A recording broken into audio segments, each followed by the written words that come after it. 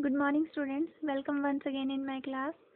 आज का हमारा टॉपिक है पढ़ने का, that is vacuoles and the cell inclusions. अब वैक्यूल्स जो हैं वो हमने पहले भी थोड़ा सा हमें आइडिया है।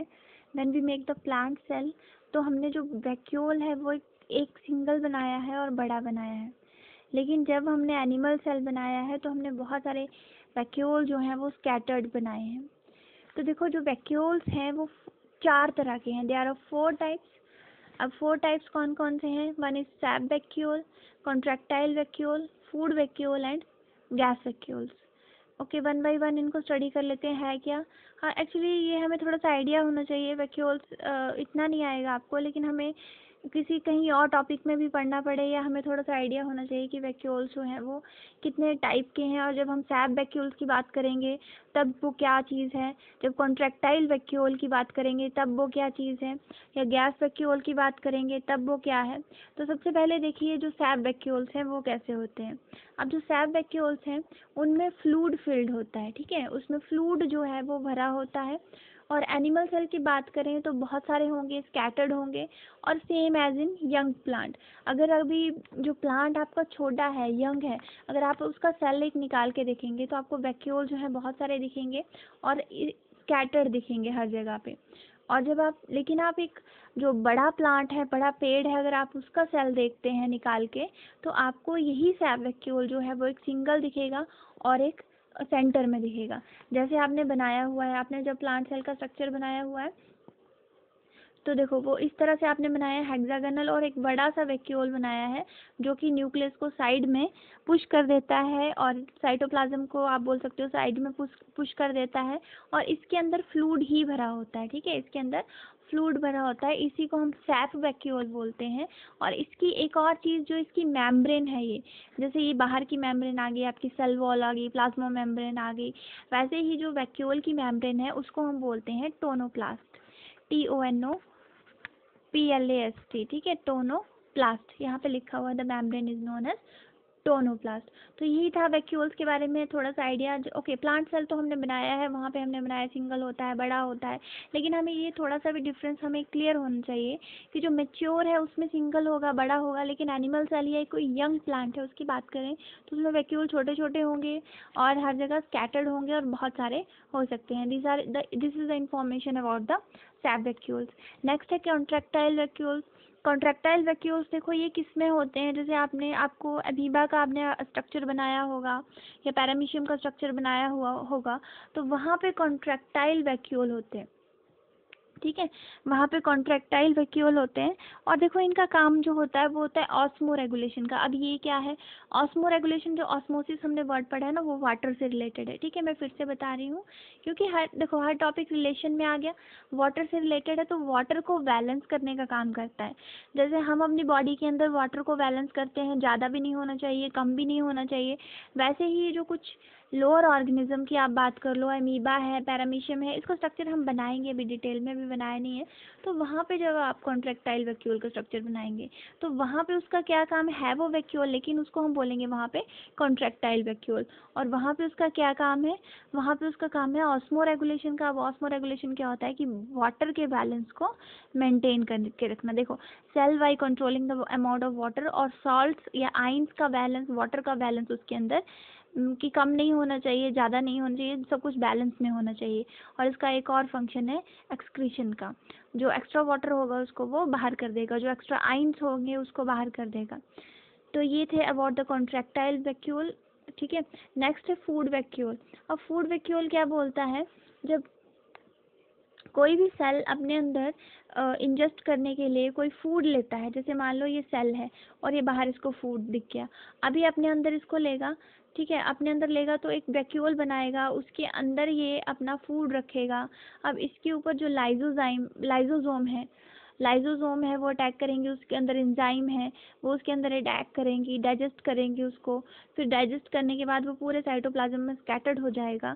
तो फूड वैक्यूल का बोलने का मतलब ये है कि जब तक किसी वैक्यूल के अंदर कोई भी फूड है जिसको वो डाइजेस्ट कर सके, वो उसके लिए ज़रूरी है, जिसके ऊपर जो लाइजोजाइमल एंजाइम है वो अटैक कर सके, उसको डाइजेस्ट कर सके, तब तक हम उस वैक्यूल को बोलेंगे as a food vacuole. So there are the difference between such vacuoles, okay.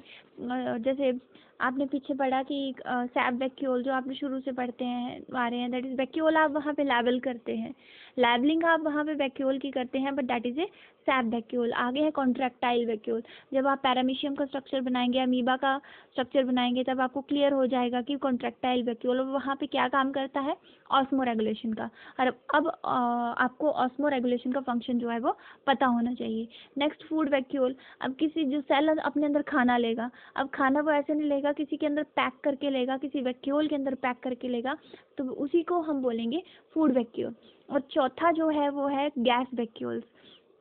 अब गैस वैक्यूल्स क्या करते हैं, वो मेटाबॉलिक गैसेस उसके अंदर हैं, मैकेनिकल स्ट्रेंथ वो प्रोवाइड करते हैं, अब और बायोन्सी को मेंटेन करके रखते हैं। जैसे जैसे देखो इसका नाम है गैस वैक्यूल्स, इसके अंदर मेटाबॉलिक गैसेस होंगी, और जैसे ये किस में हेल्प करते हैं ये हम पढ़ेंगे एक और जगह, और दैट इज़ ये हेल्प करते हैं जो एक्वाटिक प्लांट्स होते हैं उनमें गैस वैक्यूल्स होते हैं, और वो प्लांट को आप बोलोगे कि फ्लोटिंग में या उसको पानी से ऊपर रखने के लिए, तैरने के लिए वहाँ पे हेल्प करते हैं, उसी को हम गैस वैक्यूल्स, तो रेगुलेटिंग बायोन्सी मतलब इसका ये मतलब हुआ।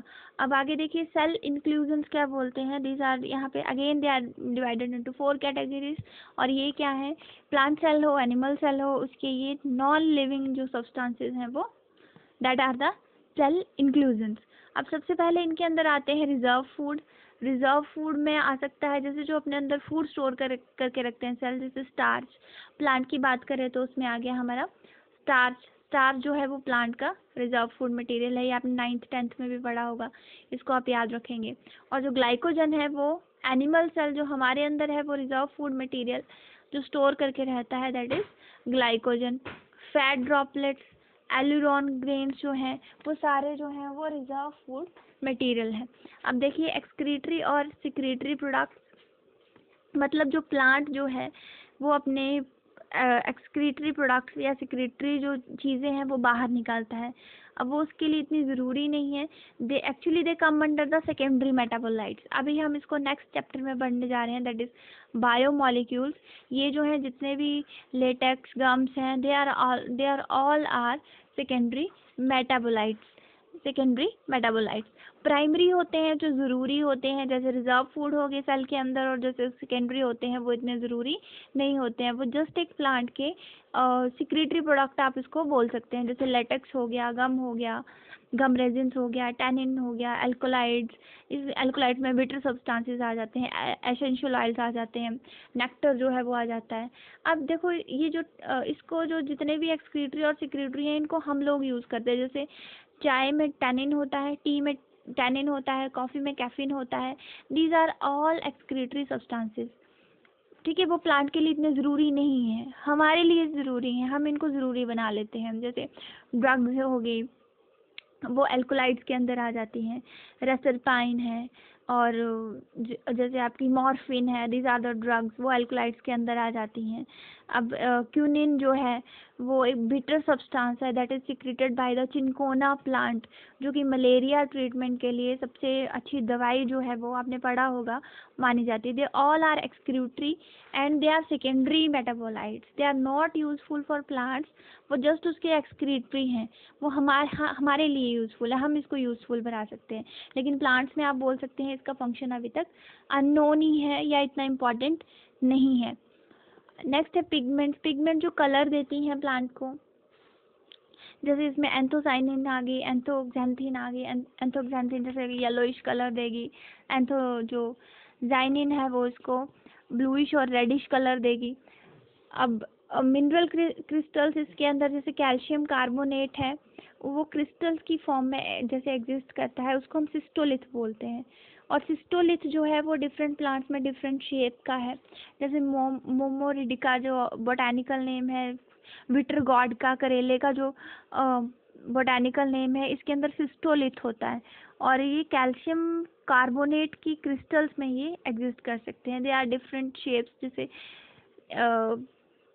जैसे मैं आपको बता सकती हूँ कि एकॉर्निया में ये निडल शेप का होता है, ऑनियन में ये जैसे स्केल्स ऑफ ऑनियन है उसमें क्रिस्टल्स की फॉर्म में है, स्टार शेप जो है वो कोलोकेशिया के अंदर है, पॉडरी मास की फॉर्म में ट्रोपा के अंदर है, तो डिफरेंट इसमें डिफरेंट शेप होती है।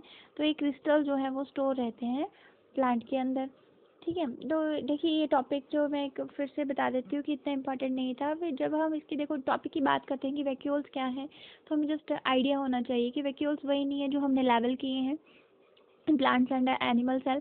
और भी 4 तरह के हैं जो एनिमल सेल, जो प्लांट सेल के अंदर हमने लेवल किया है मेनली, उसको हम सैब वैक्यूल के नाम से जानते हैं। Contractile vacuole, when we draw the structure of amoeba, paramecium, then तो हमें ज़्यादा क्लियर हो जाएगा। और ऑस्मो रेगुलेशन में हेल्प करता है, क्यों करता है, कैसे करता है, वो हमें क्लियर हो जाएगा। फूड वैक्यूल, जब उसके अंदर फूड है तो हम उसको फूड वैक्यूल बोलेंगे। गैस वैक्यूल, जब उसके अंदर गैसेज हैं and they help in the swimming, floating. Okay, cell inclusions, they are the non living substances. अब उसकी कैटेगरी के अंदर रिजर्व फूड भी आते हैं, एक्सक्रीटरी सब्सटेंसेस भी आते हैं, पिगमेंट्स भी उसके अंदर आते हैं, और मिनरल क्रिस्टल्स भी उसके अंदर आते हैं। और आगे हम इम्पॉर्टेंट टॉपिक जो है कवर करने जा रहे हैं, that is about mitochondria and the chloroplast. Thank you class.